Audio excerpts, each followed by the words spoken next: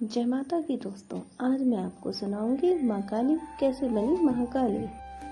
माता काली को शक्ति की देवी माना जाता है।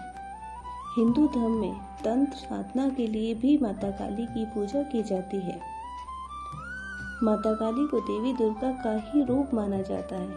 चलिए जानते हैं कि माँ काली को महाकाली भी क्यों कहा जाता है।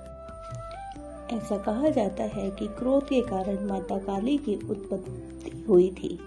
इसी कारण उनके शरीर का रंग काला है। चलिए जानते हैं माँ काली कैसे बनी महाकाली। पौराणिक काल में रक्तबीज नाम का एक असुर हुआ करता था। वह भगवान शिव का बहुत बड़ा भक्त था। उसे शिव की घोर तपस्या का वरदान मिला। उसे वरदान में मिला था कि उसके रक्त की जितनी बूंदें धरती पर गिरेंगी उतने ही बलशाली असुर उत्पन्न हो जाएंगे। भगवान शिव से वरदान मिलने के बाद वह ऋषि मुनियों पर अत्याचार करने लगा। फिर ऋषि मुनियों ने देवताओं की रक्षा के लिए विनती की। ऋषि मुनियों की रक्षा के लिए देवताओं ने रक्तबीज को युद्ध के लिए ललकारा। रक्तबीज भी युद्ध करने आ पहुंचा। युद्ध में रक्तबीज के शरीर से खून की गिरने वाली सभी बूंदें रक्तबीज के जैसे ही बलशाली असुर बना जाते। काफी समय तक युद्ध करने के बाद भी देवतागण उसे युद्ध में नहीं मार पाए।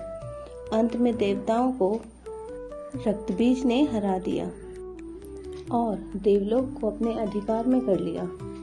इसके बाद सभी देवता शिवजी के पास पहुंचे। सभी ने भगवान शिव की से रक्षा की प्रार्थना की। उस समय देवी पार्वती भी शिवजी के साथ ही मौजूद थी। देवताओं की बातें सुनकर वह क्रोध से लाल हो गई। तभी उनके शरीर से माता काली की उत्पत्ति हुई। फिर देवी काली रक्तबीज से युद्ध करने निकल पड़ी। युद्ध के मैदान में देवी काली ने अपने जीव को काफी बड़ा कर लिया। उसके बाद रक्तबीज के शरीर से जो भी रक्त की बूंदें गिरती, माता काली उससे उत्पन्न होने वाले असुर को निगल जाती। इस तरह जब रक्तबीज का शरीर रक्तहीन हो गया तो माता काली ने उसका भी अंत कर दिया। कैसे बनी महाकाली माँ काली। रक्तबीज के वध के बाद भी माँ काली का क्रोध शांत नहीं हो रहा था। ऐसा प्रतीत हो रहा था मानो वह तीनों लोगों को निकल जाएंगी। देवी के रूप को देखकर सारे देवता इधर उधर भागने लगे। तभी भगवान शिव रास्ते पे लेट गए। क्रोध में ही देवी काली ने भगवान शिव की छाती पर अपना पैर रख दिया। इसके बाद देवी काली का क्रोध शांत हुआ। वहीं कालिका पुराण में वर्णित कथा के अनुसार एक बार हिमालय पर स्थित मतंग मुनि के आश्रम सभी देवता पहुंचे। उसके बाद मतंग मुनि ने यज्ञ आरंभ किया। फिर सभी देवता महामाया की स्तुति करने लगे। काफी समय तक करने के बाद माता महामाया देवताओं के सामने प्रकट हुई।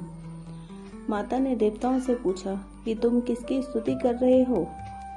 उसी समय देवी महामाया के शरीर से एक काले रंग की दिव्य स्त्री प्रकट हुई। उस दिव्य स्त्री ने देवी महामाया से कहा, ये सब मेरी स्तुति कर रहे हैं। वही देवी महाकाली के नाम से जाने लगी। मिलते हैं नई कथा के साथ। तब तक के लिए मेरे चैनल को लाइक